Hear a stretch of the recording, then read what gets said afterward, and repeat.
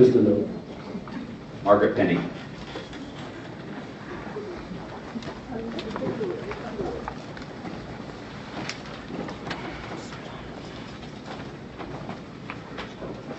Mr. Mayor, City Council, I just have a real quick question.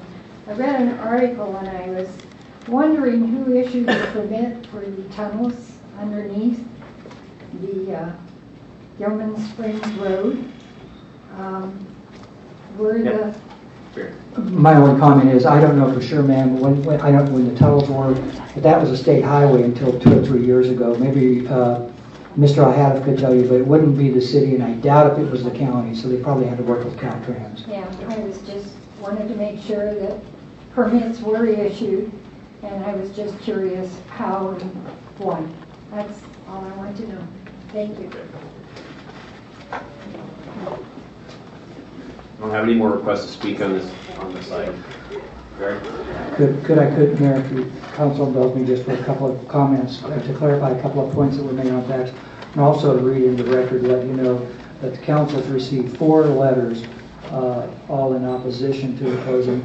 The Heritage Ranch mobile home park, which is across the street from the college, both the Riverside County Fire Department, our fire chief, when I say county fire department, I mean our fire chief here locally, not the whole college, our police chief also, and Pacific Development, the owner of the shopping center where Stater Brothers and the U.S. Bank is, has spoken opposition. And one other comment I just make in general, and I say this now as an engineer, I've heard several comments made by people that road was only designed to hold handle 2,000 or 3,000 people, or it's called ADT, every daily traffic. Well, that may have been the case back in the 50s, 60s, what they anticipated, but I submit to you, one, that car is handling 15,000 cars a day, and it's only on an average speed of about 40 miles an hour. Two, roads are only unsafe when people do not drive the speed limit or they drive recklessly. There's a lot more roads that are a little more challenging up in some of these mountains around here, and accidents will happen on curvy roads when people aren't paying attention to what they're doing. And so that that roadway, I don't believe at this point is over capacity. I can tell you that not that this is a good comparison, but a car on a straightaway, a lane on a straightaway, say at 60 miles an hour, will handle 2,000 cars per mile, per hour, per lane, if it's on a 60 to 70 mile straight hour. That's not, but it'll handle a lot more than 15,000 cars a day. So.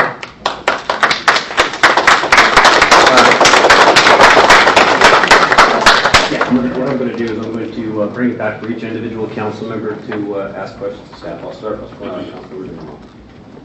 And this is probably for Jeff. My only concern on this, I don't want the roads closed, Jeff, but we have a resolution here, and it's not in our jurisdiction, and nothing has ever been filed. So, I mean, if we go ahead and approve this,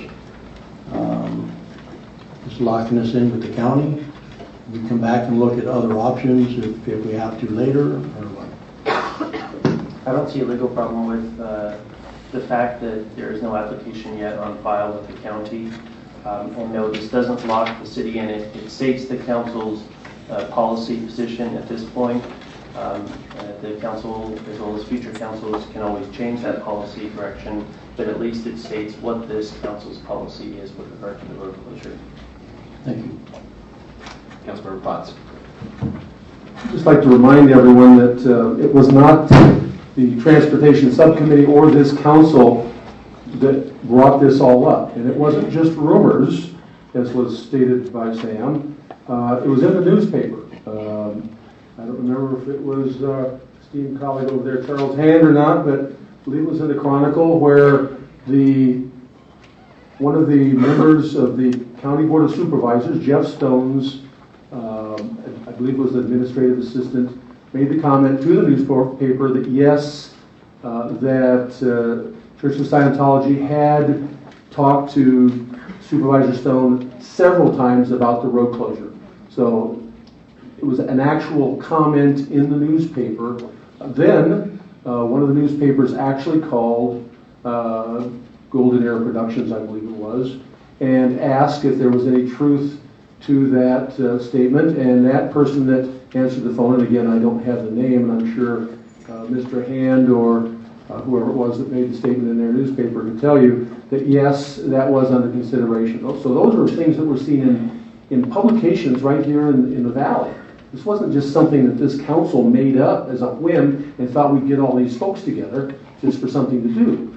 But when there is something that affects our community, even though this is in the county, that's when the Transportation Subcommittee took action and looked at what was going on and said, okay, maybe we need to bring this to council, because the subcommittee does not make decisions either. There's transparency there. They're open to the public. We had a meeting, we talked about it, we discussed what the options might be, but our action was to bring it before this council and to make sure, as Sam was kind enough to get our minutes to that meeting, to make sure that all of our citizens and all the people that might be affected knew about this meeting, and it's obvious that the system works. So that was the whole reason behind that. It was not rumors, it was actual facts that came out of the newspaper. So if they want to deny that they are talking about or planning, I think Sam said that they've commissioned some studies. Maybe it's for safety, maybe they feel as though it ought to be closed, and they have the right to say that. But the county venue is the one you go to. And so we as a council need to decide here, do we want to take an action and send a message to the county on our thoughts at this time or not? That's as simple as that. And take input from the community and find out what does our community want, because that's what we're up here for, is to represent the community. Thank you.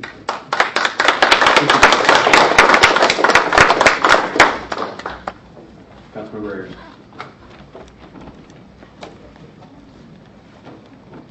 This has been going on for 10 years, maybe longer.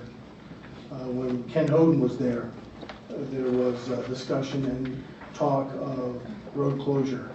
They lobbied aggressively and with the city, and we agreed to have Highway 79 designation taken off Gilman Springs Road and placed on the expressway, which has been a benefit to the city.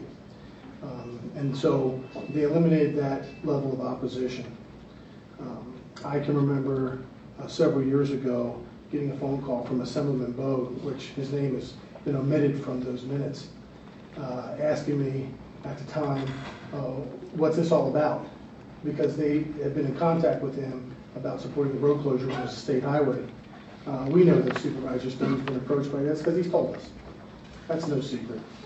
And I think when you think back to the neighborhood meetings that we had in Country Lakes and at Record Elementary School and the other meetings that we've had out there, this has come up all the time. This has a direct impact on Barrett's proposed specific plan, which is directly across the street from the college. It's, it carries a signal that's a direct impact to Country Lakes Mobile Home Park. Whether it's Country Lakes Mobile Home Park, Heritage Ranch, Valleywide Park and Rec, Frank Gorman called me, he's the director on Valleywide Park and Rec, called me and he said, Jim, I support you and Frank, not the board. Whatever the city thinks is right is what I'll support. And we've asked a letter of support from their board. They don't meet till I think the 21st of this month. I think we'll get that letter of support. We've contacted Mount San Jacinto College. Their enrollment continues to increase. We've asked for a letter of support from them. We've talked to the folks at the new Stater Brothers Shopping Center and the commercial retail across the street, Denny's, Penn Express, so on and so forth. They view this as not good if it was to happen now or ever. San Jacinto Unified School District, from what I understand, has asked for a copy of our resolution to support our position. And we haven't even talked about the Jewish Temple, Beth Ann Temple out there, or Sleepy Hollow Mobile Home Park. They live out there as well too. Did a little research on the houses that are on Sublet Road.